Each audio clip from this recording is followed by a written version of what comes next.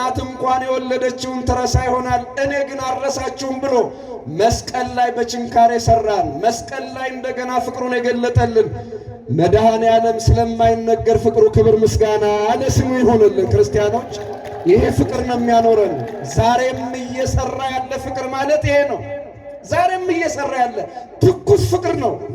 ሰዓት የጠበባቸው ፍቅረኞች ይኖራሉ። እርግጠኛ ነኝ ከተጋቡ በኋላ እንደ መጀመሪያው አይደሉም። ትኩስ ፍቅር አይኖርም፣ ይቀዘቅዛል።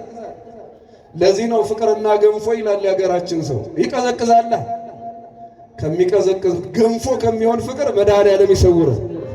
እሺ ባይሆንም ቀዝቅዟዝ ብለን እንዳንተው እግዚአብሔር ይርዳል። ማለት ቀዝቅዞ የምንብላው ማለት ነው። መቼስ ሁልጊዜ የድንጋይ ንጉሥ የቃሪያ የቅጠል ትኩስ ይላሉ አባቶቻችን። ቅጠል ሆኖ ትኩስ ሆኖ የሚኖር ቃሪያ ብቻ ነው። የሆነ ጊዜ ላይ ግን እኛ ትኩስ ነገሮች ይቀዘቅዛሉ። ሌሎቹ ሰው ያሞቃቸው ይቀዘቅዛሉ። እግዚአብሔር ያሞቀውን የማይቀዘቅዝ የማይቀዘቅዝ የሚሞቅ ፍቅር ሁሌም ትኩስ ሆኖ የሚኖር የት አለ ያላችሁ እንደሆነ ሰዎች ከመድኃኔ ዓለም መዳፍ ውጭ ሌላ የማይቀዘቅዝ ሁልጊዜ እንደሞቀ የሚኖር ምን ፍቅር አለ? ምንድነው? እስኪ እዚህ ምድር ላይ ቋሚ ሆኖ የሚኖር ፍቅር ምንድነው? አባት ልጁን ይወዳል፣ ልጅ አባቱን ይወዳል። ግን ደግሞ አባት ልጁን ገሏል፣ ልጅም አባትን ገሏል። ፍቅር ይቀዘቅዛል። መቀዝቀዝ ብቻ አይደለም፣ ያልቃል፣ ወደ ጥላቻ ይቀየራል። አንድም ጊዜ ጥላቻ የማይሆን አንድም ጊዜ የማይቀዘቅዝ መድኃኔ ዓለም መስቀል ላይ እኛን የቀረጸበት ያ ፍቅር ግን ትኩስ ነው። የኛ አላቂ ፍቅር፣ የማያልቅ ፍቅር ያለው፣ የማይቀዘቅዝ ፍቅር ያለው እሱ እግዚአብሔር ወልድ ኢየሱስ ክርስቶስ ስለ ሰው ልጆች ፍቅር ሊሞት መጣ። ኢየሱስ ክርስቶስን ከሰማይ ያወረደው ፍቅር ነው። ደግነታችን አይደለም፣ ጽድቃችን አይደለም፣ ስራችን አይደለም። ፍቅር ከሰማይ ያወረደው መስቀል ላይ እንዲሞት አደረገው በፈቃዱ። ያለ ፈቃዱ የሞተ ግን አንድ አካል አለ፣ እሱም ዲያብሎስ ነው። አሁን መድኃኔ ዓለምን የምትወዱ መድኃኔ ዓለምን ብላችሁ በደጁ የተሰበሰባችሁ ምእመናን ልባችን አርፎበት ወደ ቤታችን መሄድ፣ ልባችን ተምሮት ወደ ቤታችን መመለስ ያለብን ይህን ትልቅ ምስጢር ነው። መድኃኔ ዓለም ዛሬ እሾህን የነቀለበት ጊዜ ነው። በሕይወታችን የበቀሉብንን እሾሆች ዳግም ራሱ መድኃኔ ዓለም ነቅሎ ይጣልልን። በጣም ብዙ የሚያደሙን እሾሆች አሉ። ብዙ የሚያቆስሉን ዳግም የበቀሉብን እሾሆች አሉ። መድኃኔ ዓለም ከነቀለው በኋላ መልሶ የሰው ክፋት የሚተክላቸው እሾሆች አሉ። ወደ እግዚአብሔር ወደ መድኃኔ ዓለም የመጣችሁ እንደሆነ ግን ሁሉ ለኛ ሁሉ ስለኛ እንጂ ስለሱ የሆነ የለም። በስመ አብ ወወልድ ወመንፈስ ቅዱስ አሐዱ አምላክ አሜን። በቅዱስ ቤቱ የሰበሰበን እስከዚህ ሰዓት ድረስ የጠበቀን አምላካችን እግዚአብሔር ስሙ የተመሰገነ ይሁን። ምናልባት የቅዳሜና የእሁድ ሰው በብዙ መንገድ የባዘነ ነውና ረጅም የትምህርት ጊዜ አይኖረንም። አጠር ላለ ጊዜ ወንጌልን ተምረን እንሄዳለን። ክርስቲያኖች እኔም ከሩቅ እንደ መምጣቴ ከረፈደ ነውና የመጣሁት። በጣም አስቸኳይ ጉዳይ የሌላችሁ ሰዎች የመረጋጋት ልምድ ቢኖረን መልካም ይሆናል። ምክንያቱ ምንድነው ያላችሁ እንደሆነ ማስቀደስ መልካም ነው፣ የክርስትና ተግባር ነው። ደግሞም የመድኃኔ ዓለም ወርሃዊ በዓል ተከበረ ለማለት የመድኃኔ ዓለም ስራ የመድኃኔ ዓለም የማዳን የመስቀል ፍቅር ምን እንደሆነ መማሩ ደግሞ ሌላው የቤተ ክርስቲያን ተልእኮ ስለሆነ በጣም አስቸኳይ ጉዳይ የሌላችሁ ሰዎች ለሁል ጊዜም ቢሆን እተው በሰላም ግቡ የሚል መልእክት እስኪሰማ ድረስ መታገስ ብትችሉ መልካም ይሆናል። ባለን ጊዜ እንደ እግዚአብሔር ቅዱስ ፈቃድ ፍቅር ሰሃቦ ለወልድ ኃያል መንበሩ ወአብጽሖ እስከ ለሞቴ በቅዳሴያችን በቅዳሴ ማርያም እንዲሁም ደግሞ በዮሐንስ አፈወርቅ ድርሰት ላይ ተጽፎ የምናገኘው መነሻ ሐሳቡ ደግሞ በዮሐንስ ወንጌል ምዕራፍ 3 ቁጥር 16 ላይ ተጽፎ የምናገኘው ቃል ነው። መነሻ ሐሳቡ ማለት ከመጽሐፍ ቅዱስ ማለት ነው። እንዲህ የሚል ቃል አለ፣ ብዙዎቻችሁ የምታውቁት ይመስለኛል። ቁጥር 16 የዮሐንስ ወንጌል ምዕራፍ 3 ቁጥር 16 በእርሱ የሚያምን ሁሉ የዘላለም ሕይወት እንዲኖረው እንጂ እንዳይጠፋ እግዚአብሔር አንድያ ልጁን እስኪሰጥ ድረስ ዓለሙን እንዲሁ ወደደ የሚል ቃል አለ። ዓለሙን እንዲሁ ወደደ። እስኪ ተረጋግታችሁ የተቀመጣችሁ ሰዎች አብራችሁ ይበሉ። ዓለሙን በሉ እስኪ። እንዲሁ ወደደ። እንዲሁ ማለት መልሶ የሚወደው የፍቅር ወይም ደግሞ የመውደድ ምልክት ሳይኖረው ሳንወደው ወደደን እንደማለት ነው። ሳንቀርበው ቀረበን ማለት ነው። እንዲሁ ማለት እንደዚህ ነው። ታውቃላችሁ እዚህ ዓለም ላይ ከሰው እስከ እንስሳ ፍቅር ቢኖረን እንስሳት እንኳን የምንወዳቸው በሚያሳዩን ፍቅር ነው። ሰዎችንም የምንወዳቸው ባይጠሉን እንኳን ወይ ደግሞ ጥላቻ ባያሳዩን እንዲሁ የተለሳለሰ ሕይወት ካሳዩን እንጂ ጥላቻ ነገር ካሳዩን መልሰን የመውደድ እየጠሉን የመውደድ ነገር እኛ ላይ የለም። ባልና ሚስት እንኳን አብረው የሚኖሩት ታውቃላችሁ ተዋደው ነው፣ ተረዳድተው ነው። እና ወደ እግዚአብሔር ወደ መድኃኔዓለም የመጣችሁ እንደሆነ ግን ሁሉ ለኛ ሁሉ ስለኛ እንጂ ስለሱ የሆነ የለም። እስኪ ለምሳሌ ይህችን ፀሐይ የፈጠራት እንደኛ ሊሞቃት ነው ወይስ የታጠበ ልብስ ነው ወይስ ምን ሊያሰጣባት ፈልጎ ነው? ይህን ሰማይ የዘረጋ ይህንን ምድር በውሃ ላይ ያጸና ይህ የማይታየውንና የሚታየውን ፍጥረት የፈጠረ ለራሱ ነው ወይስ ለኛ? በጣም ቀላል የሕፃናት ጥያቄ ጠየከን እንዳትሉ እንጂ ሰው ቤት የሚሰራ ሊኖርበት ወይም ደግሞ አትርፎ ሊሸጠው ነው። በነጋዴው ዓለም በንግድ ዓለም ወይ ሊኖርበት ነው ወይ ደግሞ አትርፎ ሊሸጥ ነው፣ የታወቀ ነው። እግዚአብሔርስ ከምድር እስከ ሰማይ ሰማያትን በብልሃት ሲዘረጋ ምድርንም በውሃ መሰረቶች ላይ ሲያንጽ ለማን ነው? ምድርንና ሰማይን ሸጦ ሊከብር አይደለም ወይ? ሰማይ ዙፋኑ ሆኖ ሊቀመጥበት አይደለም? ምድርም መጽሐፍ እንዳለው ነቢዩ ኢሳይያስ እንደነገረን የእግሩ መረገጫ ስለሆነች አይደለም የተሰራችው። ምክንያቱም ሰማይ ሳይዘረጋ ምድርም ሳትኖር እግዚአብሔር በክብሩ ነበረ። ሰማይና ምድር ሳይዘረጉ አያችሁት። እዚህ ምድር ላይ ከሰማይ እስከ ምድር ያሉ ፍጥረታትን ሁሉ ብናስስ ለሱ የተፈጠሩ አይደሉም፣ ለኛ የተፈጠሩ ናቸው። ታዲያ ይህን ለምንድን ነው እየነገርኳችሁ ያለው? መጽሐፍ እንዲህ ይላል፣ ወፍጥረተ ዓለም ያኤምር ሀበ አፍቅሮቱ ሰባ። ይህንን ዓለም ከሰማይ እስከ ምድር መፍጠሩ ሰው መውደዱን ያስረዳል አለ። ለኛ ብሎ እንጂ ለራሱ ብሎ አልፈጠረውምና። አያችሁ እንዴት እንደሚወደን። የኛ ነገር ያው ብድር ላይ የሆነ ነገር ላይ የቆመ ነው። መልሶ በሚሰጥ ነገር በመቀበልና በመስጠት ላይ የተመሰረተ ነው። የኛ ፍቅር የኛ ወዳጅነት እንደዚያ ነው። ተመልከቱ፣ እግዚአብሔር ፀሐይን፣ ጨረቃን፣ ከዋክብትን ሲፈጥራቸው አኮ ከማያብርህ ሁለቱ ሊያበሩለት አይደለም ማለት። እስኪ ኤሌክትሪክ ብርሃን የሰሩ ሰዎችን ብናስብ አምፖሉን፣ ኤሌክትሪኩን፣ ምኑን በተለያየ ጊዜ አብዴት እያደረጉ ተጠቃሚ የሆኑ ሰዎችን ብናይ ለፈጠሩት ብርሃን ለኤሌክትሪክ የሚሆን ለምን ተጠቃሚዎች ናቸው ታውቃላችሁ። ልብስን የሰሩ ሰዎች ሸማኔዎች የልብሳቸው ተጠቃሚ ናቸው። መኪና፣ አውሮፕላን የሰሩ ሰዎች በሰሩት ስራ ተጠቃሚዎች ናቸው። እንዳልነው በሰማይና በምድር ፍጥረትን ሁሉ ፈጥሮ ፍጥረቱን የሚጠቅም እንጂ በፍጥረቱ የማይጠቀም ማን ነው? ለራሱ አይደለ ለፍጥረቱ ብቻ ፍጥረቱን የፈጠረ ማን ነው ያላቸው እንደሆነ ከመድኃኔዓለም ውጪ ማንም የለም። ይሄ ሰው መውደዱን ያስረዳል አለ። ሊጠቀምብን ሳይሆን ሊጠቅመን ስለሰራልን እኛንም ስለሰራን ክብር ምስጋና ለስሙ ይሁንልን። ይህን ጌታ ነው ልናመሰግን የመጣ ነው የተሰበሰብነው። ይህንን ነው ማንም ፍጥረት በዚህ ምድር ላይ ያሉ ሀብቶች ሀብት ተረፈን ብለው ከጥቅም ውጭ ሆነው እርዳታ ሊሰጡ አይችሉም።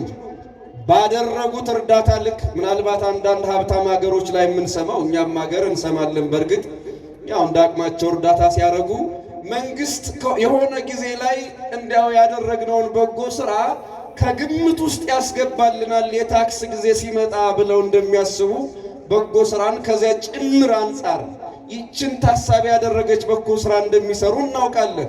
አሁን ይህንን ማድረጋቸው ኃጢአት ነው እያልን አይደለም። ግን ተመልከቱ፣ ምድር ላይ ለሚሰራ በጎ ስራ እንኳን ወይ የፖለቲካ ትርፍ አለ፣ አሊያም ደግሞ በሚሰሩት በጎ ስራ ላይ ሌላ ማስታወቂያ ይጨመርበታል። እገሌ እንዲህ ነው፣ እነገሌ እንዲህ ናቸው፣ እገሊት እንዲህ ናት የሚል ሌላ ድብቅ ማስታወቂያ አለው።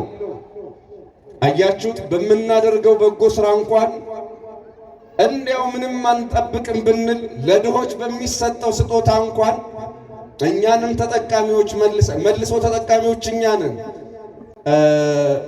ከማንም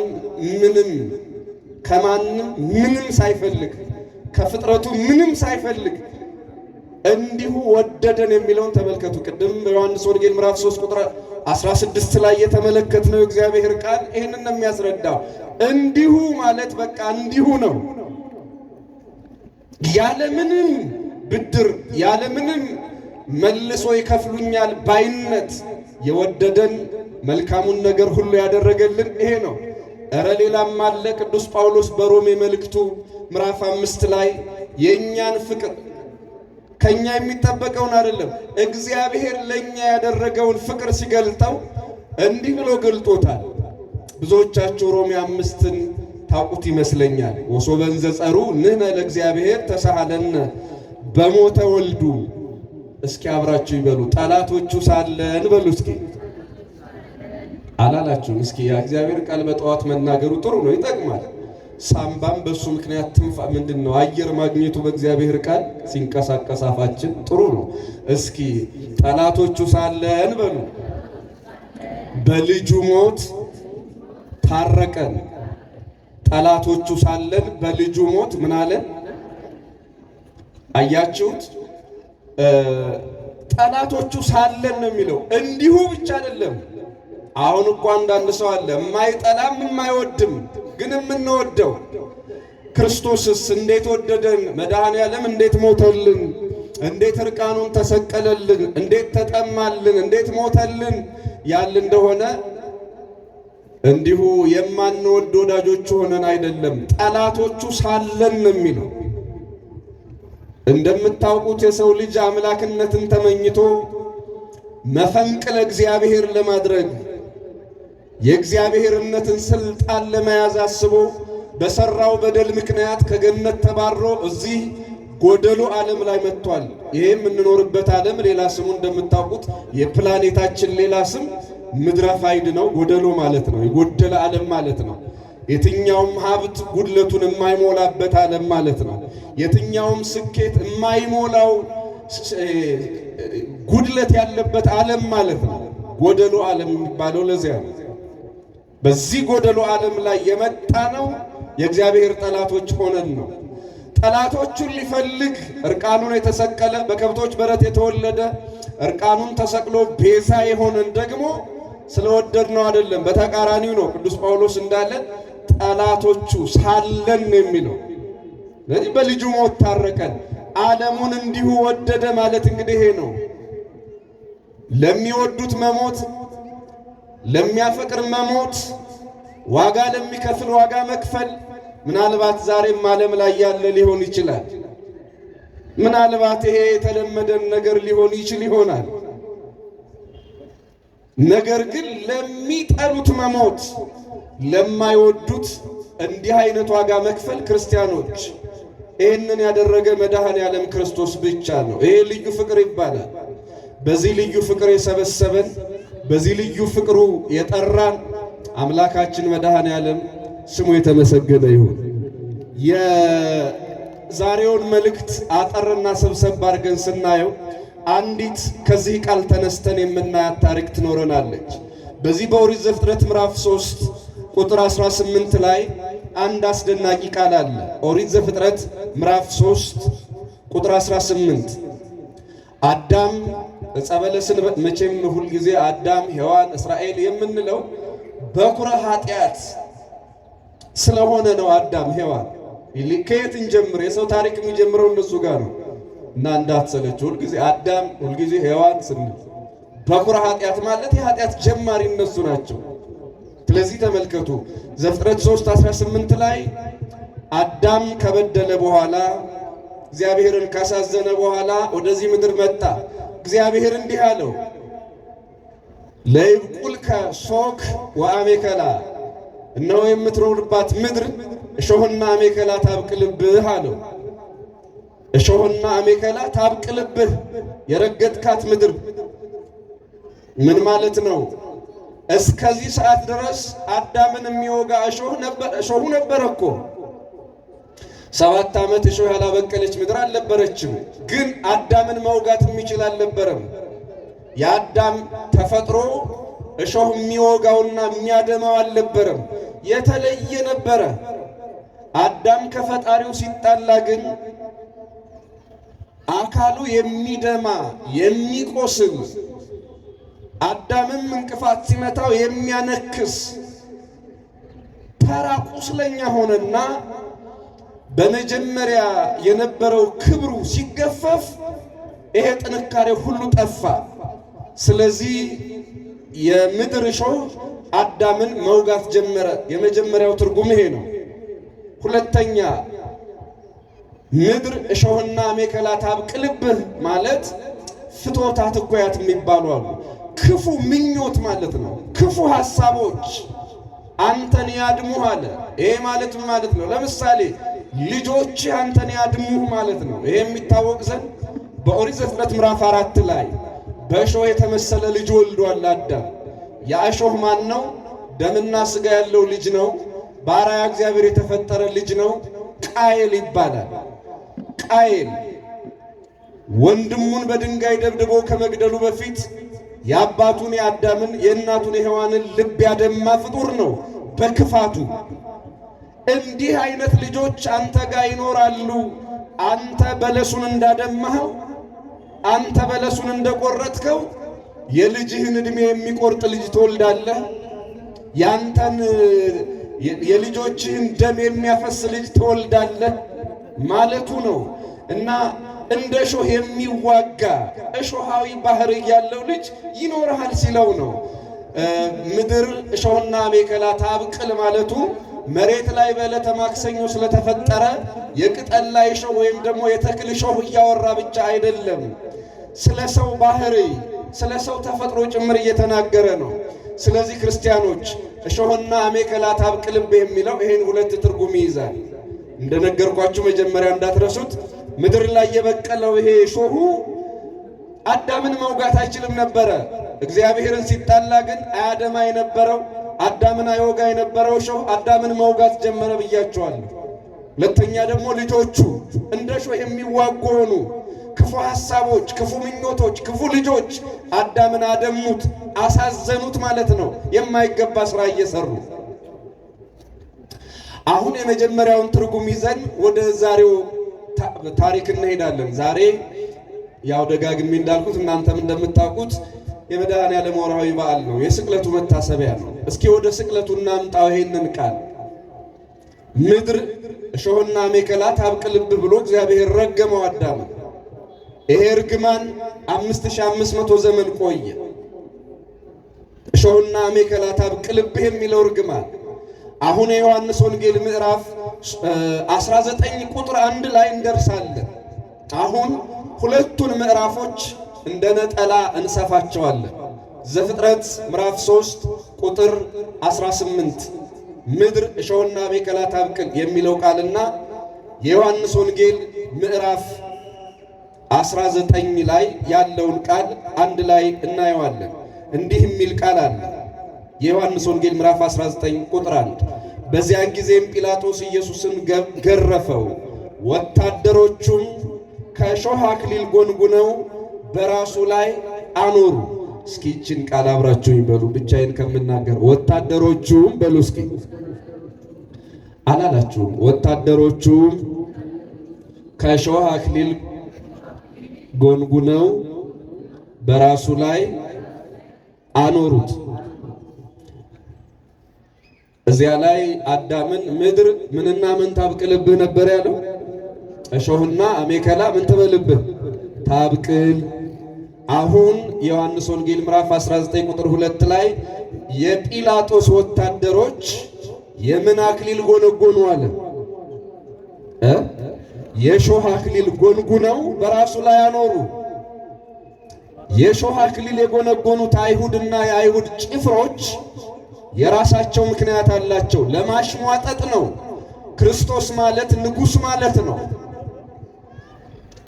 አዎ አንተማ የኛ ንጉሥ ነህ ብለው ለማሽሟጠጥ የወርቅ ዘውድ አይደለም፣ የእሾህ አክሊል የብረት አክሊል አዘጋጅተው እንደ እሾህ የሚወጋ ብረትም አዘጋጅተው እሾሁን ከብረቱ ጋር ብረቱን ከእሾህ ጋር አዋህደው በክርስቶስ ራስ ላይ እንደ ዘውድ ደፉለት። አይሁድ ለመዘባበት ነው ይሄንን ያደረጉት። ባላወቁት ነገር ክርስቶስ ምስጢሩን ፈጸመ። ቅዱስ ያሬድ ዝማሬ የተባለ ድርሰቱ ላይ ወይ አለማወቅ ብሎ በአይሁድ አለማወቅ ይገረማል። እንዲህ ብሎ በዲያብሎስና በአይሁድ አለማወቅ እንዲህ ይላል። ሶበሳ አይመረ ሰይጣን ከመይሰደድ በመስቀሉ፣ ሰይጣን ዲያብሎስ በክርስቶስ መስቀል እንደሚሰደድ ቢያውቅ ኖሮ እምያም ከሮሙ ለአይሁድ ዕፀ መስቀል ከመይትክሉ፣ አይሁድ ዕፀ መስቀሉን እንዲተክሉ እንዲያዘጋጁ ባላደረገ ነበር እያለ ይቀጥልና በዘአምከረ ተሐፍረ፣ ሳያውቅ በመከረው ምክር አፈረ። እስኪ አብራችሁ ይበሉ፣ ሳያውቅ በሉ፣ በመከረው ምክር አፈረ፣ ባስተከለው መስቀል ተሰደደ። አያችሁ። እና ቅዱስ ጳውሎስም ይህንን ይናገረዋል። አውቀውትስ ቢሆን የክብርን ጌታ ባልሰቀሉት ነበር፣ ስለዚህ አላወቁትም ይላል። ሰይጣንም ክርስቶስ ማን እንደሆነ በደንብ አላወቀውም። አይሁድም ክርስቶስ ማን እንደሆነ አላወቁም። ስላላወቁ ሊዘባበቱበት የእሾህ አክሊል አመጡና አዎ አንተማ ንጉሣችን ነህ መንገስ ይገባሃል ብለው ለመዘባበት ለማሾፍ የእሾህ አክሊል ሰርተው አመጡና ራሱ ላይ ያስቀመጡ። ምስጢሩን አላወቁትም። ምስጢሩ ምን እንደሆነ አልገባቸው፣ እንዲሁ ያመጣሉ። በእነሱ ላይ ግን የሚፈጸም ሌላ ምስጢር ነበረ። ምስጢሩ ምንድን ነው? አንዷን ነው እየነገርኳችሁ ያለሁት። ዘፍጥረት 3 ልመልሳችሁ 18 ላይ ምድር እስኪ አስታውሳችሁ ንገሩኝ፣ ምንና ምን ታብቅልብህ ብሎት ነበረ? እሾህና አሜከላ ታብቅልብህ።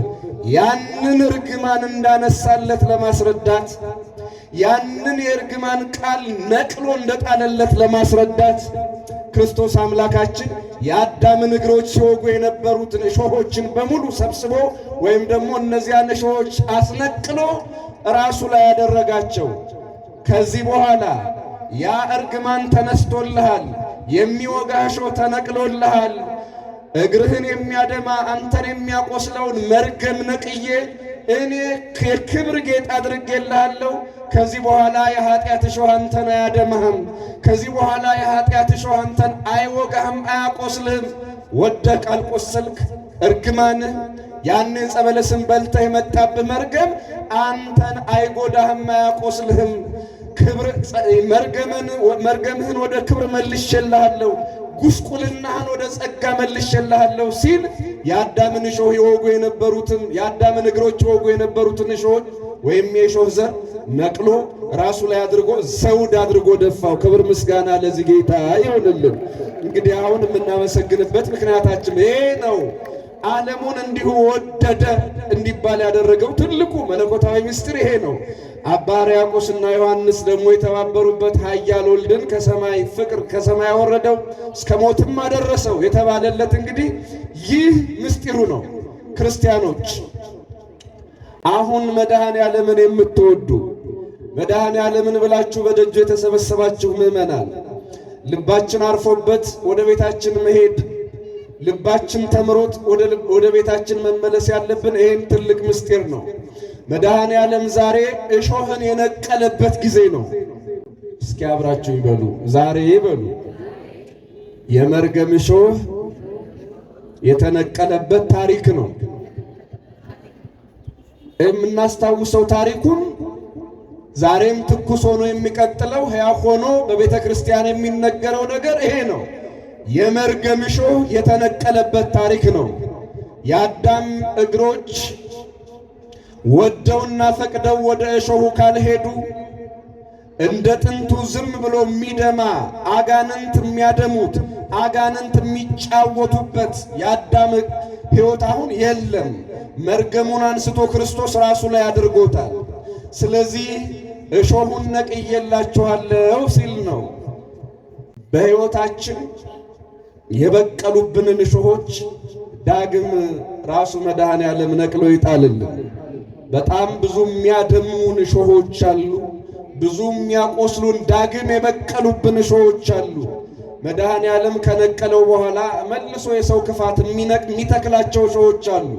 የሚገርማችሁ እንግዲህ ተመልከቱ ክርስቲያኖች፣ በዕለተ ዓርብ ክርስቶስ መርገማችንን ሲነቅልልን ሌላ ደግሞ የተተከለ ነገር አለ። ሊቃውንቱ እንዲህ ይሉታል በዛሬው ምስጋናቸው ማህሌታቸው ላይ ተፈጸመ። እስኪ አብራችሁኝ በሉ። ለምን ብቻዬን እናገራለሁ? ተፈጸመ በሉ እስኪ። ያ ብዙ ሰው ማለት አይወድም ማለት ነው። እስኪ ተፈጸመ በሉ በደንብ። ተስፋ አበው በማርያም ድንግል ወበቀራንዮ ተተክለ መድኃኒት መስቀል። በድንግል ማርያም የአባቶች ተስፋ ተፈጸመ፣ በቀራንዮ መድኃኒት መስቀል ተተከለ። በቀራንዮ መድኃኒት መስቀል ምን አለ? አያችሁ፣ ዛሬ ማለት ክርስቲያኖች፣ ዛሬ ማለት በዕለተ ዓርብ ክርስቶስ ያደረገው ነገር በቀራንዮ መስቀል ተተከለ፣ የመርገም እሾህ ደግሞ ተነቀለ ማለት ነው። ስቅለቱን ስታስቡ ሁሌም የመርገም እሾህ የተነቀለበት የመድኃኒት መስቀል ደግሞ የተተከለበት ቀን ነው። እሾህ ተነቅሎልን የሚያደማን የሚያቆስለን የዲያብሎስ መውጊያ ተነቅሎ የዳንበት መስቀል ደግሞ የተተከለበት ቀን ነው። መውጊያውን ነቅሎ መድኃኒታችንን ተክሎ ያዳነን ፍቅሩ በቃል የማይነገርለት መድኃኔ ዓለም ክብር ምስጋና ለስሙ ይሁን። ይሄ ፍቅር ነው ዛሬ የሚነገረው። በሌላ መልኩ አንድ የመጨረሻ ነገር ልንገራችሁና ማጠቃለያ እናድርግ። በኦሪት ዘፍጥረት ምዕራፍ 28 ላይ ደግሞ ሌላ አስገራሚ የተተከለ ነገር እናያለን። ምንድነው የተተከለው ያላችሁ እንደሆነ አንድ ያዕቆብ የሚባል በኋላ እግዚአብሔር ባርኮት 12ቱን ልጆች የሚወልድ ሰው ነበረ። ያዕቆብ ይባላል። ብዙዎቻችሁ የምታውቁት ይመስለኛል። ያዕቆብ የይስሐቅ ልጅ ወንድሙ ኤሳው ተጣልቶት ከእናት ከአባቱ ቤት ተሰዶ ወደ አጎቱ አገር ወደ ሶርያ ተሰደደ። ወንድሙ አሳደደው። ምኑ አሳደደው አልኳችሁ? ከአንድ አባት ከአንድ እናት የተወለደ ኤሳው የሚባል ልጅ ነበረው። ክርስቲያኖች፣ ሰይጣን ሰው ካጣ በነገድ የተለያየ፣ በቋንቋ የተለያየ፣ በሃይማኖት የተለያየ ሰው ካጣ ወንድምህ ራሱ ሌላ ጠላት ሆኖ መነሳቱ አይቀርም። አሁን ብዙ ሰበብ አለው ለሰይጣን። ቢያንስ በሃይማኖት ተለያይተንለታል፣ በቋንቋ ተለያይተንለታል፣ በነገድ ተለያይተንለታል። እኛና እነሱ የምንባባልበት ብዙ ነገር አለ። አሁን ያኔ በቋንቋ እንዲሆኑ፣ በሃይማኖት እንዲሆኑ፣ በነገድ እንዲሆኑ ከአንድ እትብት የተቆረጡ ያዕቆብና ኤሳው በአንድ ቤት መኖር አልቻሉም። መቼም ይህን ስናስብ ሰይጣን ምን ያህል ክፉ እንደሆነ የምናየው የሰው ልጅ ምን ያህል ክፉ እንደሆነ በነገራችን ላይ ሁሌ በሰይጣን ማሳበብ ጥሩ አይመስለኝም። ይሄ ራሱ የሰው ክፋትም ሊታይበት ይችላል። የራሱን ወንድም ጠልቶ ከቤት አስወጣው፣ አባረረው። ወንድሙን ፈርቶ በምድረ በዳ አደረ፣ መንገድ ላይ አደረ፣ ጎዳና ተዳዳሪ ሆነ። ያዕቆብ መንገድ ላይ አደረ ማለት ነው። እና መንገድ ላይ ሲያደር ያዕቆብ አንድ ህልም አየ። ያ ህልም በዘፍጥረት ምዕራፍ 28 ላይ የተጻፈው ባጭሩ ሲተረክ ከምድር እስከ ሰማይ የተዘረጋ መሰላል ነበረ። ከምድር እስከ ሰማይ፣ ከምን እስከ ምን አልኳችሁ? ከምድር እስከ ሰማይ የተዘረጋ መሰላል ነበረ። እና ያዕቆብ ምን አለ? ይህ የሰማይ ደጅ ነው አለ። እስኪ አብራችሁ በሉ፣ ይህ በሉ፣ የሰማይ ደጅ ነው። በዚህ የእግዚአብሔር ቤት ይሰራል። ይህ የሰማይ ደጅ ነው አለ። መሰላሉ የተተከለበትን ቦታ የሰማይ ደጅ ብሎ ጠራው ያዕቆብ። እና ዘይት አፈሰሰበትና ቤተ መቅደስ ይሰራል ብሎ ትንቢት ተናግሮ ጥሎት ሄደ። እግዚአብሔር በዙፋን ላይ ተቀምጦ አየው። በዚያ ተባረከ። ስለተባረከ እግዚአብሔርን በዚያ ስላየ የሰማይ ደጅ ነው አለ። ህልሙን አባቶቻችን በብዙ መንገድ ተርጉመውታል። ለዛሬ ብቻ የሚስማማውን ወርሃዊውን በዓል የተመለከተውን ነገር ልንገራችሁ። ረጅሙ መሰላል ምንድን ነው? ሊቃውንት እንዲህ ብለው ተረጎሙት የያዕቆብን ህልም። መስቀል ነው አሉ። ሌላ ትርጓሜዎች አሉ። ሌሎቹ እዚህ ያሉ ሊቃውንት መምህራን ይነግሯቸዋል። መቼም መስቀል ነው። በመሰላል አምሳል የተገለጠ ከምድር እስከ ሰማይ የተዘረጋው መሰላል የክርስቶስ መስቀል ነው ብለው ተረጎሙ። ምስጢሩ ደግሞ ይደንቃል። ክርስቲያኖች መሰላል ምንድነው ስራው? እስኪ የመሰላልን ግብር ንገሩኝ ባጭሩ። መሰላል ምን ነው? መውጫና ምንድነው? አቤት መውረጃ። መውጫና መውረጃ። መሰላል ባህሪው ከመውጣት ነው የሚያስጀምረው ከመውረድ ነው? እስኪ ንገሩኝ። አቤት የያዕቆብ መሰላል ግን ከመውረድ የጀመረ ነው። ትንሽ ለየት ይላል። ከመውረድ የተጀመረ መሰላል፣ ታሪክ የጀመረበት መሰላል ከመውረድ። ምንድነው የመሰላል? መስቀል ብያችኋለሁ።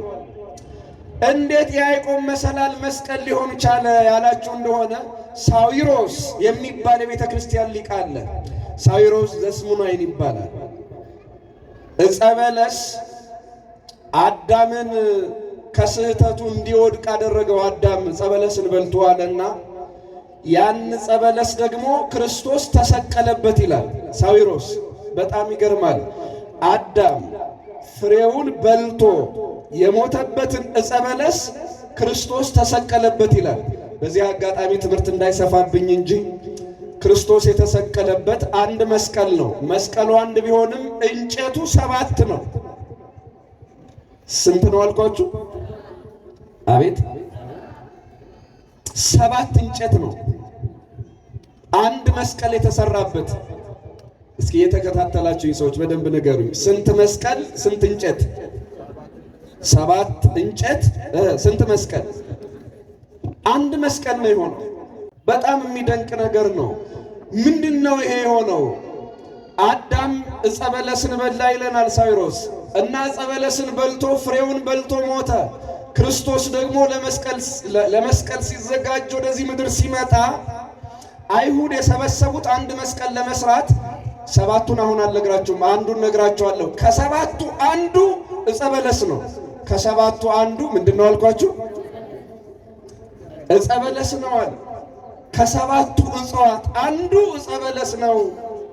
ተመልከቱ እንግዲህ መስቀል ሆኖ የተሰራው ዕፀ በለስ ራሱ ነው። ይህንን ምናልባት በሕክምና ላይ ያሉ ሰዎች ብዙ ሳይኮርጆ የቀረ አይመስለኝም። ከበሽታ መድኃኒት መስራት በሕክምና ላይ ያሉ ሰዎች ያውቁታል። ብዙ ጊዜ ክትባት የሚሰራው ሌላም መድኃኒት፣ ለምሳሌ እኛ ብዙ የምንፈራው የእባብ መርዝ ለጓጎለ ደም ፍቱን መድኃኒት ሆኗል። እኔ እዚህ ሀገር ሐኪሞች ይጀምሩት አይጀምሩት አላውቅም። ግን የጊንጥና የእባብ መርዝ በጣም ውዱ የዓለማችን መድኃኒት እንደሆነ ለረጋ ደም ለመሳሰሉት ነገሮች እንደሚጠቀሙበት ይታወቃል። ከዚያ ውጪ ብዙዎቻችን የምናውቀው ክትባት ያው ሌሎች ነገሮች እንዳሉ ሆኖ በሽታውን ከሚያመጡ ከራሱ ከበሽታው የተሰሩ መድኃኒቶች ናቸው። ይህን ማን ጀመረው ያላችሁ እንደሆነ ከበሽታ መድኃኒት መስራት የጀመረው ራሱ መድኃኔዓለም ነው፣ ማንም አይደለም። ከበሽታ መድኃኒት መስራት ከበሽታ ምን መስራት አልኳችሁ? አዳም የጸበለስን ፍሬ በልቶ ሞትን ወደዚህ ዓለም አመጣ። እሱም ሞተ። የጸበለሱን ፍሬ በልቶ የጸበለስን ፍሬ የሞት ፍሬ እንደሆነ ነበር የምናውቀው። አዎ ነበረ ነው። ከዚያ የሞት ፍሬ ሌላ መድኃኒት ተሰራ። ያ መድኃኒት ምንድን ነው? ክርስቶስ ሥጋውን የቆረሰበት፣ ደሙን ያፈሰሰበት፣ እርቃኑን የተሰቀለበት፣ መለኮታዊ ፍቅሩን የገለጠበት ያ የበለስ ግንድ ደግሞ የበለስ እንጨት ደግሞ ዛሬ መሰላል ሊሆን በቀራንዮ ተተከለ።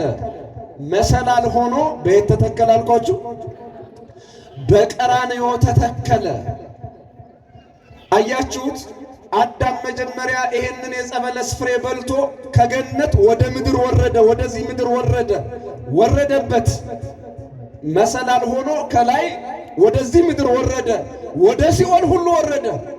በዚህ መሰላል በጸበለሱ ማለት ነው። የጸበለሱን ፍሬ በልቶ አዳም ከገነት ወደዚህ ምድር ወረደ። እዚህ ምድር ብቻ አይደለም እስከ ሲኦል ድረስ ወረደበት በዚህ መሰላል። ይሄ መሰላል ምንድነው? እስኪ ንገሩኝ። ዕፀ በለስ። ዕፀ ምን አልኳችሁ?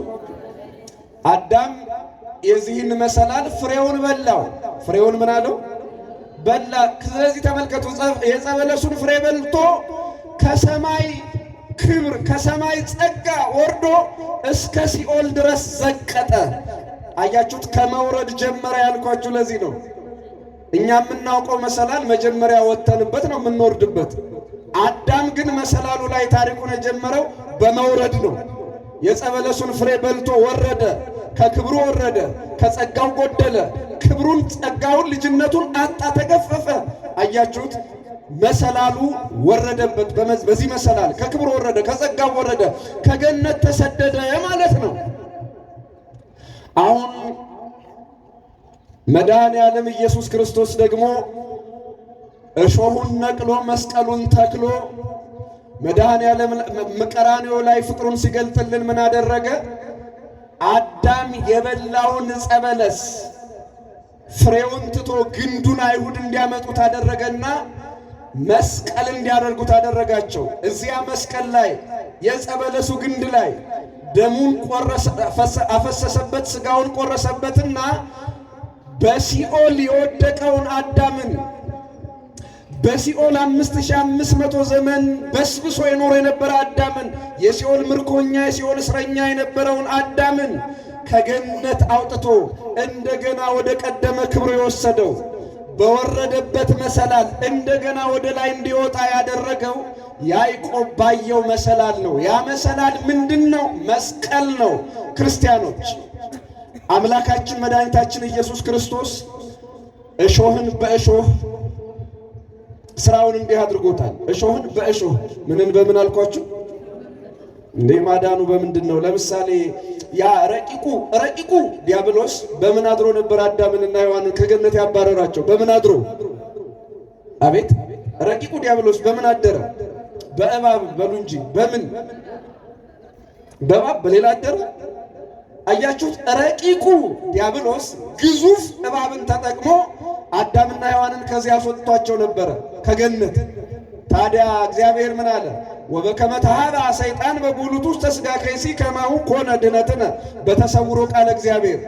አያችሁ፣ እባብ በተንኮሉ ረቂቁ ዲያብሎስ በተንኮሉ በእባብ አድሮ አዳምና ሔዋንን ድል እንዳደረጋቸው ከገነት እንዳስወጣቸው እንደዚህም ሁሉ ረቂቁ መለኮት የገዘፈ ሥጋ ባላት በድንግል ማርያም አደረ። ረቂቁ መለኮት የገዘፈ ሥጋ ባላት በማን አደረ? አቤት! በነገራችን ላይ እስኪ ጥያቄ፣ በጣም ቀላል እና ግልጽ ጥያቄ ልጠይቃችሁ። በዚህ ምድር ላይ የምትፈሩት ተንቀሳቃሽ እንስሳ ምንድን ነው? ወይም ደግሞ ነፍስ ብለን የምትጠራው ምን ትፈራላችሁ? የከተማ ሰው በእርግጥ ከእባብ አብልጦ አይጥ ይፈራል። እኔ በጣም ነው የሚገርመኝ እንዴት እንደሆነ። እባብን በእጁ ይዞ መጫወቻ የሚያደርግ ሕፃን አይጥ መጣ ሲባል ከተማ የሚጠበው መርዝ የላት ሲጀመር ቤተሰብ ሁሉ መሆኑ የምትችል ፍጥረት እኮ ናት። ምኗን እንደምትፈሯት እኔ ሁሉ እንጃ። እባብ ግን ሲዝለገለግ ራሱ እንዴት እንደሚያስጠላ። በእርግጥ ይሄ ቻይኖችን የሚመለከት አይመስለኝም። ምን ለማለት ፈልጌ ነው? በጣም የምንፈራው እርግጠኛ ብዙዎቹ ሁሉም ባይባል እንኳን አብዛኛው ሰው የሚጠላው እባብ ነው። እውነት ሐሰት? ግን የሚገርማችሁ እንደው ዝልግልግ ስለሆነ ብቻ የምንፈራ ይመስላችኋል? የታሪክ ዲኤንኤያችን የሚያሳየው ጠላትነቱን ጭምር ነው። ምንም እንኳን ቢሻር ምንም እንኳን ቢያልፍ ተመልከቱ። ይሄ እባብ የማን ማደሪያ ሆኖ ነበር? አቤት ምን አላችሁ? የዲያብሎስ ማደሪያ ነበር። ነፍሳችን ታውቀዋለች። ስለዚህ አብዝታ ትሳቀቃለች። እባብን ማየት አንወድም። የዲያብሎስ ማደሪያ ነበራ። በተመሳሳይ መልኩ እኛ የዲያብሎስ ማደሪያ ሆነ ብለን የምንጠላው እባብ እንዲህ የሚያስፈራ ከሆነ መለኮት ያደረባት ድንግል ማርያምስ ማን ይፈራታል? እስኪ ንገሩ።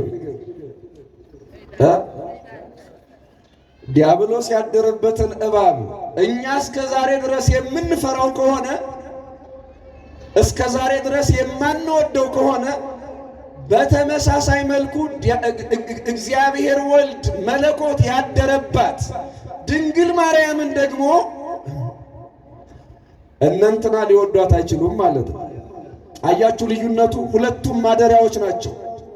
ሁለቱም ምኖች ናቸው አልኳችሁ? አቤት ማደሪያዎች ናቸው ሁለቱም። እባብ የማን ማደሪያ ሆኗል? ስለዚህ አብዝተን እንጠለዋለን። ድንግል ማርያም የማን ማደሪያ ሆነች? የእግዚአብሔር ማደሪያው እናቱ ሆነች። ስለዚህ እንግዲህ ድንበሩን እዩት። ልዩነታችን ይሄ ነው። ዲያብሎስ ድንግል ማርያምን አብዝቶ የሚጠላበት ምክንያት ይሄ ነው። 5500 ዘመን በነፍስና በስጋ በዚህ ምድር ላይና በሲኦል ነግሶ የነበረው መንግስቱ የተሻረ መለኮት ከድንግል ማርያም ተሰውሮ ተወልዶ ነው። ተሰውሮ ተወልዶ ምን ብሎ ተወልዶ አልኳችሁ? ተሰውሮ ማለት ኢየሱስ ክርስቶስ በአጭር ቁመት በጠባብ ደረት ሲገለጥ ማንም እንኳን ዲያብሎስ አይሁድ እንኳን ታምራቱን እያዩ ኢየሱስ ክርስቶስ አምላክ ነው ብሎ ማመን አልቻሉም። ዛሬም አያምኑበትም። ሲራብ ሲጠማ እያዩት አምላክ ነው ብለው አላመኑም። ሲሰደድ እያዩት አምላክ ነው ብለው አላመኑም። ለምን? መለኮቱ በድንግል ማርያም ስጋ ተሰውሯል። መለኮቱ በምን ተሰውሯል? በድንግል ማርያም ስጋ። ከሷ በነሳው ስጋ መለኮቱ ተሰውሯል። ተሰውሯል ማለት ተዋህዷል። መለኮት አይደለም የሚታየው፣ ስጋ ነው የሚታየው። ስለዚህ ኢየሱስ ክርስቶስን ፍጡር ይሉታል። ልክ ሔዋን እንደተሳሳተችው ማለት ነው። አሁን ሔዋን የሚያናግራት አይዞሽ ብይ ጠጪ እንደ እግዚአብሔር ትሆናላችሁ እንጂ ሞቱን አትሞትም የሚላት ዲያብሎስ ነው ብላ ለአፍታም አልገመተችም። የሚያናግራት አይዞሽ እግዚአብሔር ትሆናላችሁ እንጂ ሞቱን አትሞቱም ብሎ የሚያወራት ማን እንደሆነ እሷ አልገመተችም። እሷ የምታስበው ከማጋ እያወራሁ ነበር ብላ ነው፣ ከእባብ ጋር። በውስጡ ሶፍትዌሩ ዲያብሎስ እንደሆነ አታውቅም። ውስጡ ምን እንደሆነ አታውቅም። አያችሁ፣ በተመሳሳይ መልኩ ነው ድህነታችን የሆነው። ዲያብሎስ ረቂቅ ነበረ፣ ገዝፎ አሳሳተን። በግዙፍ ስጋ አድሮ አሳሳተን። መለኮትም ተመልከቱ፣ መለኮትም ረቂቅ ነው። ረቂቅ ባህሬን ይዤ በመጣ ዲያብሎስ ይነቃል። ዲያብሎስንስ እንደው መለኮት አሸነፈው ቢባል ምን ይገርማል አለ። ምን ይገርማል? አሁን መለኮት ዲያብሎስን ቢያሸንፈው ይደንቃል አይደንቅም? እስኪ ንገሩ። ዲያብሎስ ፍጡር ነው፣ ምንም ክፉ ቢሆን። ዲያብሎስ ምንድን ነው አልኳችሁ? ፍጡር ነው። መለኮት ፈጣሪ ነው። ታዲያ ፈጣሪ ፍጡርን አሸነፈ፣ ዜና ይሆናል እንዴ? ብርቅ ድንቅ ይሆናል እንዴ? ምኑ ድንቅ ይሆናል? አያችሁት? ኃያሉ መለኮት ደካማ ስጋን ተዋህዶ ደካማ ስጋን ለብሶ ሲመጣ ዲያብሎስን ያሸነፈው በመለኮታዊ ባህሪው አይደለም፣ በደካማ ሥጋ ነው። ይሄንን ትምህርተ ኅቡዓት የሚባል እዚህ ያሉ የመጽሐፍ ሊቃውንት የሚተረጉሙት እንዲህ አለ። አርአያ ዘኢይማስል ዘቦቱ የሚሞት አካል ያለው አርአያ ዘኢይማስል የማይሞት አካል ያለው ዲያብሎስ። እስኪ አብራችሁ ይበሉ። የማይሞት አካል ያለው ዲያብሎስ በሉ እስኪ። ምን ነው አላላችሁ? የማይሞት አካል ያለው ዲያብሎስ በሉ እስኪ በደንብ። በሚሞት አካል ድል ተነሳ። አሁን የማይሞት አካል መለኮት ሆኖ ቢመጣና ዲያብሎስን ቢያሸንፈው ምን ይደንቃል? ስለኛ ወርዶ ተወልዶ ደካማ ሥጋ ለብሶ መሰላል ሆኖ እንደገና ወደ ቀደመ ክብራችን ወደ ቀደመ ሀገራችን ወጣንበት። ያዕቆብ ያየው መሰላል የተፈጸመ ትንቢቱ የደረሰ ምስጢሩ የተፈጸመ ዛሬ ክርስቶስ በተሰቀለበት ቀን ነው ማለት ነው። ክብር ምስጋና የያዕቆብን ራእይ ለፈጸመ የያዕቆብን ሕልም ለእኛ ላሳካ ለመድኃኔዓለም ክብር ምስጋና ይሁንልን። ስለዚህ አሁን ወርደን አልቀረንም ማለት ነው። አሁን መሬት ለመሬት የምንርመጠመጥበት ጊዜ አይደለም። መሰላሉ ቤተ ክርስቲያን ላይ ተዘርግቷል። መሰላሉ የተዘርግቷል አልኳችሁ? አቤት! ስለዚህ በቤተ ክርስቲያን ውስጥ ያለው መሰላል ላይ ወደ ላይ እንወጣለን። ይሄ መሰላል መስቀል ነው። ቤተ ክርስቲያን መታወቂያዋ መስቀል ነው። መስቀል ነው። መስቀል ይሄ መስቀል ወደ ሰማይ የሚያደርሰን የሰማይ መንገዳችን ነው። እዚህ መስቀል ላይ ክርስቶስ እጆቹን ዘረጋ። እዚህ መስቀል ላይ ክርስቶስ እጆቹን ዘረጋ። ለምን ዘረጋ? እኛን ለማቀፍ። እኛን ምን ለማለት አልኳችሁ? አቤት! እኛን ለማቀፍ የመድኃኔዓለም እጆች መስቀል ላይ የተዘረጉት እኛን አቅፎ ለመሰብሰብ ነው። እኛን አቅፎ ምን ለማለት? ለመሰብሰብ። ሁልጊዜም ስቅለቱ ላይ የተዘረጋ እጅ ነው አይደለም እናየው? የተዘረጉ እጆች ለመስቀል እንዲመቹ ብቻ አይደለም፣ ለስቃይ እንዲመቹ ብቻ አይደለም። የተዘረጉ እጆች የተበተነውን ሰው ለመሰብሰብ ጭምር ነው። የመስቀሉ ፍቅር ሁላችንን ይሰብስበን። በሐሳብ የተበተንን፣ በልዩ ልዩ ነገር በልዩ ልዩ አመለካከት የተበተናለን። የመድኃኔዓለም ፍቅር ሁላችንን ይሰብስበን። መስቀል መሰብሰቢያችን ነው። መስቀል እግዚአብሔር ለኛ ያለውን ፍቅር የምንገልጥበት ልዩ ምልክታችን ነው። ፍቅሩን በአንዲት ቃል ገልጸን እስኪ ትምህርታችንን እንሰብስብ። ይህ ፍቅር እንዴት ይገለጣል? ፍቅሩን እንዴት ትገልጡታላችሁ ተብለን ብንጠየቅ መጀመሪያ ቃል የለንም። የክርስቶስ ፍቅር የሚገልጥ ምንም ቃል የለንም። ግን አንድ ነገር እንላለን። እሱ ምንድን ነው? እናት የወለደችውን ትረሳ ይሆናል። እስኪ አብራችሁ ይበሉ። እናት በሉ። የወለደችውን ትረሳ ይሆናል፣ እኔ ግን አልረሳሽም፣ በእጄ መዳፍ ቀርጬሻለሁ። በእጄ መዳፍ ምን ብዬሻለሁ? ሁለት ነገሮችን ያስረዳናል። በእጄ መዳፍ ማለት መጀመሪያ ስፈጥራችሁ በእጄ ሰርቻችኋለሁ ማለት ነው። ለክብራችን እግዚአብሔር ጭቃ ሲያቦካ አልዋለም ዓርብ ቀን። በእጄ መዳፍ ሰርቻለሁ ማለት የሆነ እንደው አፈር ውሃ ምናምን ሰብስቦ እንደ ሸክላ ሰሪ ሲጠፈጥፍ ሰነበተ ማለት አይደለም። ስለ አዳም ክብር ሲል መጀመሪያ እኛን ነበር የቀረጸ። አሁን ግን እሱ ራሱ በመስቀል ተቀርጿል። እጆቹ በችንካር ተቸንክረዋል። እጆቹ በችንካር ሲቸነከሩ ደምቷል፣ ቆስሏል።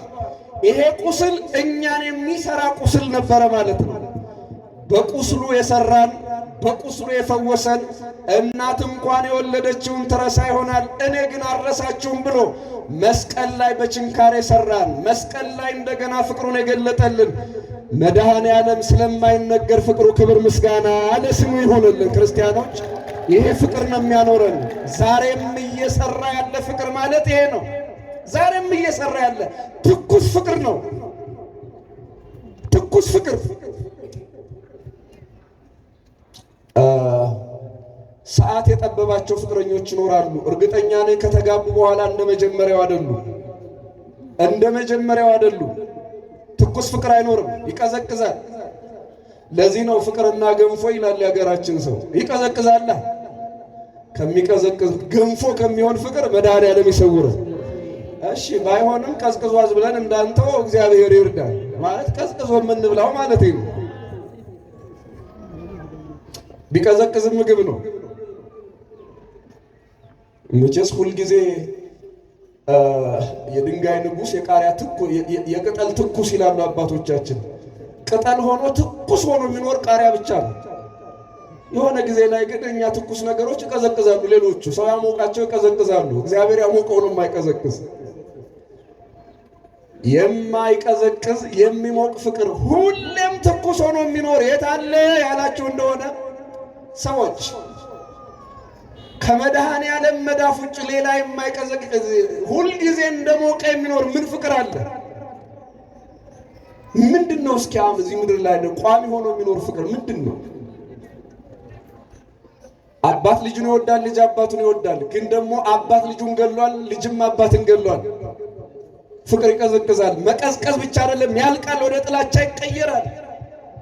አንድም ጊዜ ጥላቻ የማይሆን አንድም ጊዜ የማይቀዘቅዝ መድኃኔዓለም መስቀል ላይ እኛን የቀረጸበት ያ ፍቅር ግን ትኩስ ነው እና አባ ጊዮርጊስ በተመስጦ እንዲህ አለ፣ ክርስቲያኖች ጸልቦከ እግዚኦ ዘውእቱ አራተ መርአከ፣ ጌታዬ ሆይ መስቀልህ የሙሽርነት አልጋ ነው አለ።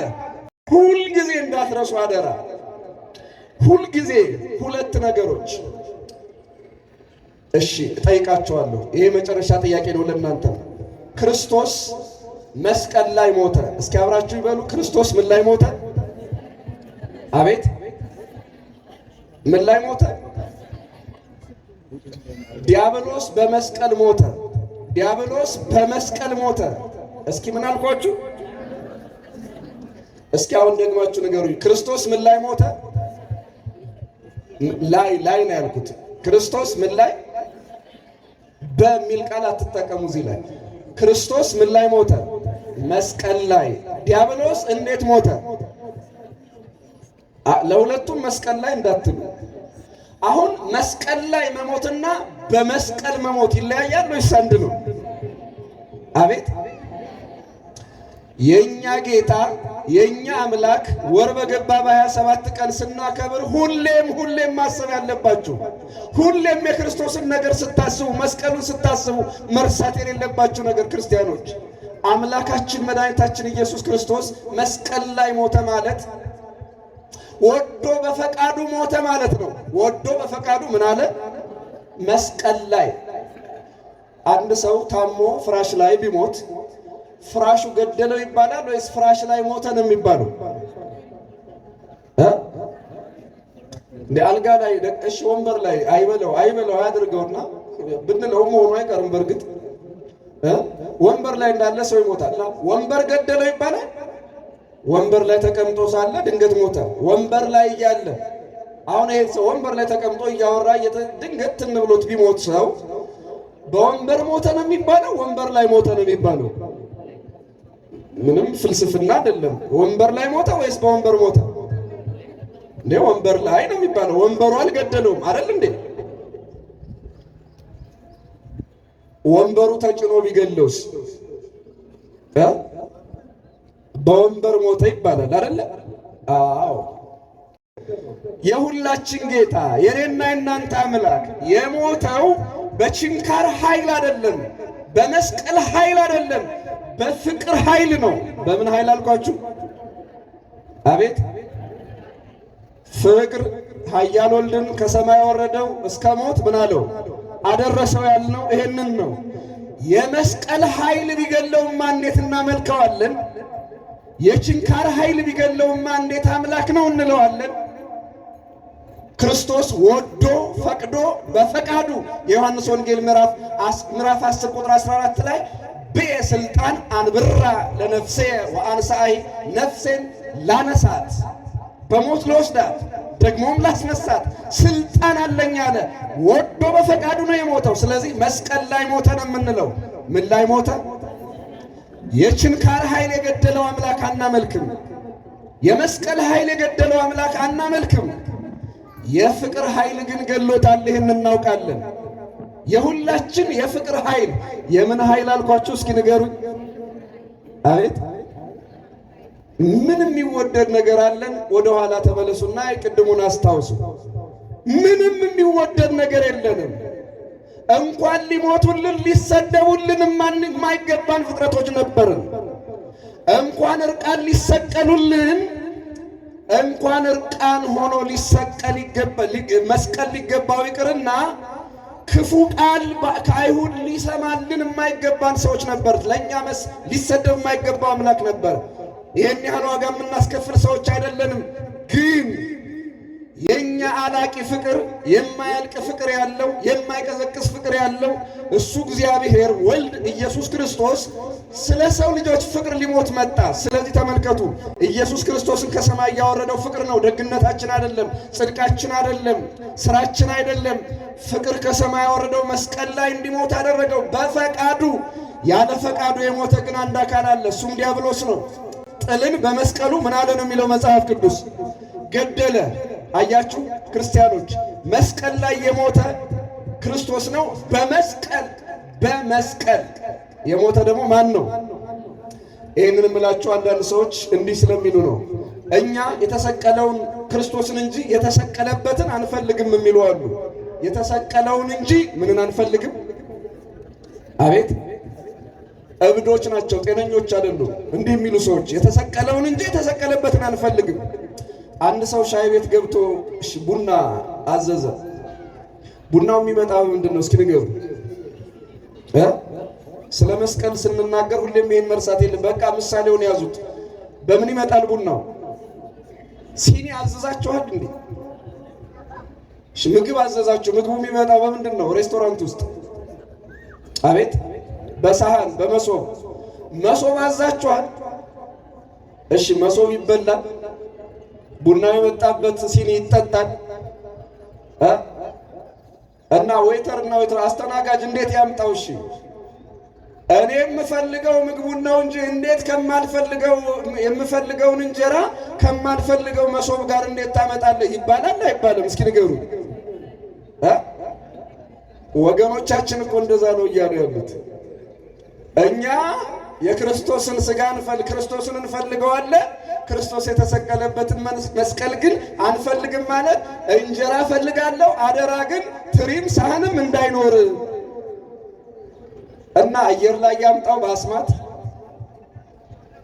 ምን ላይ ይምጣ እንጀራው? መስቀል ማለት በሉ እስኪ አብራችሁ አላላችሁ?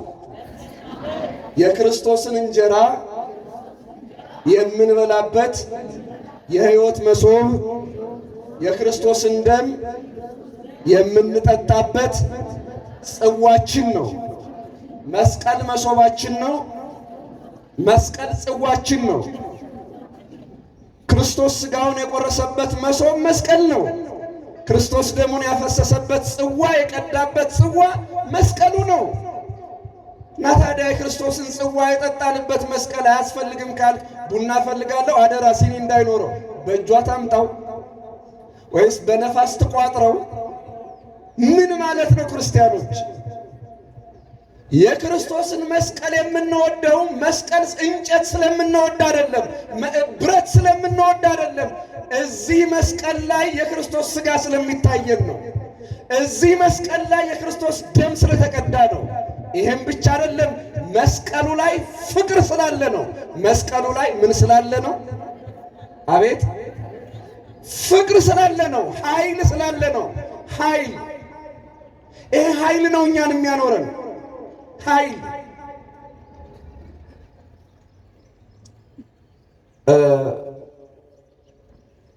ሁለት መነኮሳት ነበሩና ሙሴ ጸሊምን ሊያዩት ይወዳሉ። ሙሴ ማንን አልኳችሁ? ጥቁሩ ሙሴ ይባላል። ኢትዮጵያዊ ነው። እንዴት በቃ እያሉ ይገረሙበታል። ሰይጣን መቼስ ላሳያችሁ ብሎ መጣ። ላሳያችሁ ነው አለ። የተሰወረ ነገር አሳያለሁ ይላል። ያው አሁን ራሱ እዚህ ስውሯ ማርያም የምትባላለች። ወይ አምልጦኝ ነው፣ በጣም ይቅርታ። እኔ በእርግጥ የማውቀው የተገለጠችው ማርያም ነው። እንግዲህ መምህራኑ ይቅርታ አድርጉልኝ፣ አባቶችም የተሰወረች ማርያም መጽሐፍ ቅዱስ ላይ የለም፣ በቤተ ክርስቲያን ታሪክ የለም። የተገለጠችዋን ነው የምናውቃት። ያው አንዳንዶችም በእርግጥ ኩክ የለሽ ይላሉ። ኩክ ያላት ማርያም የትኛዋ እንደሆነች እኔ አላቅም። ይሄ የንግድ ስም ጥሩ አይደለም። የንግድ ስሞች ይታወቃሉ። በበጎ አስበውት እንዳልሆነ በክፉ አስበው ይሄንን ሊያደርጉት እንደማይችሉ ገምታለሁ። ግን አንዳንዴ ባለማወቅም ሌላ መርዛማ የሆኑ ነገሮች ይከተላሉ እና ለማንኛውም ይሄን የተሰወረ ነገር ኑ ላሳያችሁ ብሎ መጣ ሰይጣን። ይሄንን ጥቁሩን ሙሴ ላሳያችሁ ብሎ ሁለት ወንድማማቾችን መጣና በሉ እኔ ሽማግሌ ሰው ነኝ፣ ወደ ምትወዱት ሰው ልውሰዳችሁ፣ እማማትብ እኔ ነኝ፣ እምባርክ እኔ ነኝ፣ ትልቅ እያለ ትንሽ አያማትብምና ተከተሉኝ አላቸው። ተከተሉት። ሰፊ የተንጣለለ ባህር ላይ ደረሱ። በሉ አታማት ወይውን ያማትብ ያለው በልቤ ኑ ተከተሉኝ አለና ታንኳ አቀረበላቸው። ምን አመጣላቸው? ትራንስፖርት ማለት ነው። አዘጋጀ እና አንደኛው ፊት ለፊት ከሚለው ደግ መሳይ ሰው ሰይጣን ጋራ አንደኛው ወንድም ተቻክሎ ገባ ሳያማትብ። አረ እኔ ምንስ ትልቅ ሰው ቢሆን እኔ ምን አገባኝ እኔ ማማትባለሁ አለና በስመ አብ ወወልድ ወመንፈስ ቅዱስ አሐዱ አምላክ ብሎ አማትቦ ጀልባው ላይ ታንኳው ላይ ይቀመጣለሁ ሲል ታንኳው የለም። ደግሞ ሲያማትብ ያ የተንጣለለ ባህር የሚመስለው ለካ የተንጣለለ ገደል ነው። ሲያማትብ ሁለቱም ወድቀዋል። የአርኩስ መንፈስ ሰው ደግ መሳይ ሰው መስሎ የመጣው ሰይጣን ያው አይሰበርም። ሳያማትብ ሰይጣን ሰው የመሰለ ሰይጣን ደግ ሰው የመሰለ ሰይጣንን ተከትሎ እግሩን ታንኳ ላይ ያሰረፈው ወንድም ገደል ገብቶ ሞተ። የተረፈው ወንድም ግን ከዚህ በኋላማ ሳላማትብ እንዴት ኖራለሁ ብሎ ሲበላ ሲጠጣ የተዘጋ በር ሲከፍት የተከፈተ በር ሲዘጋ ልብሱን ሲለብስ ልብሱን ሁሌም በስመ አብ ወወልድ ወመንፈስ ቅዱስ እያለ ሕይወት ዘመኑን አአትብ ገጼ ፊቴን በትምህርተ መስቀል አማትባለሁ እያለ ኖረ። አያችሁ፣ ይህቺ መስቀል በጣታችን በእጃችን ላይ ያለችው ይህቺ ትምህርተ መስቀል በራሷ የክርስቶስን ማዳን የክርስቶስን ኃይል የመስቀልን ኃይል የክርስቶስን ፍቅር የምትገልጥ ሰይጣንን የምታንቀጠቅጥ የፍቅርም የኃይልም ምልክት ናት። ይህቺ መስቀል የምን ምልክት አልኳችሁ? የፍቅርም የምንም ምልክት የኃይል እና ኃይልን እጃችን ላይ አድርጓል። ነቢዩ ዳዊት እንዲህ እንዳለ ይትባረክ እግዚአብሔር ዘመሃሮን ጸባ ለእደውየ ለእጆቼ ሰልፍ ለጣቶቼ ዘመቻ ያስተማረ እግዚአብሔር ይመስገን አለ። ምን ማለት ነው? መቼስ ለተኩስ ወይ ደግሞ ቦክስ ማለት አይደለም፣ ወይ ደግሞ የሬስሊንግ ላይ የምናየው ድብድብ ማለት አይደለም። ምን ማለቱ ነው?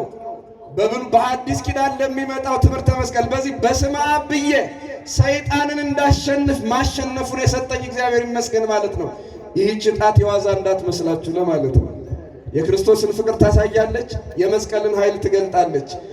እናም እንዳትረሱት ደግሞ ክርስቶስ መስቀል ላይ እኛን የወደደበት ፍቅሩ፣ መስቀል ላይ ስለኛ የሞተበት ፍቅሩ፣ መስቀል ላይ ስለኛ እርቃኑን የተሰቀለበት ፍቅሩ መስቀል ላይ ይታየናል። ይሄ ሁሉ የክርስቶስ የማዳን ሥራ መስቀል ላይ ይታየናል። መስቀሉን ስታዩ ክርስቶስ እንዴት እንደሚወደን ታስባላችሁ። መስቀሉን ስታዩ የክርስቶስን ሥጋና ደም ትመለከታላችሁ። መስቀሉን ስታዩ ክርስቶስ እርቃኑን እንደተሰቀለ የአዳምን እርቃን እንደሸፈነ ታስባላችሁ። መስቀል ማለት ምስጢረ ሥጋዌ የአምላክ ሰው መሆን ምስጢር ማለት ነው። በሌላ አነጋገር ከመስቀሉ ጋር አስሮ ያኖር ዘንድ የእግዚአብሔር ቅዱስ ፈቃዱ ይሁንልን። በመስቀሉ እጆቹን ዘርግቶ የሰበሰበን የታቀፈን መድኃኔዓለም ክብር ምስጋና ለስሙ ይሁንልን። መስቀል ዲያብሎስ የተሸነፈበት ነው። ዛሬም እኛ እያሸነፍን የምንኖርበት ነው። መስቀል በአጋንንት ላይ በክፉ ሥራ ላይ በመናፍስት ላይ ስልጣን እንዲኖረን የሚያደርገን መለኮታዊ ትጥቃችን ነው። መለኮታዊ ትጥቃችንን እንዳንፈታ እግዚአብሔር ከመስቀሉ ጥላ ስር ሁሌም ያኑረን። መስቀል የክርስቶስ ጥላው ነው። ዛሬ መስቀል ዛሬም ድረስ የክርስቶስ የትኩስ ፍቅሩ መግለጫ ነው። በዚህ መስቀል መድኃኔዓለም ብለን እንድንሰበሰብ ይረዳን። ፍቅሩን በቃል የማይገለጥ ፍቅሩን የገለጠልን በድጋሚ ክርስቶስ አምላካችን ስሙ ለዘላለም የተመሰገነ ይሁን። ስብሐት ለእግዚአብሔር።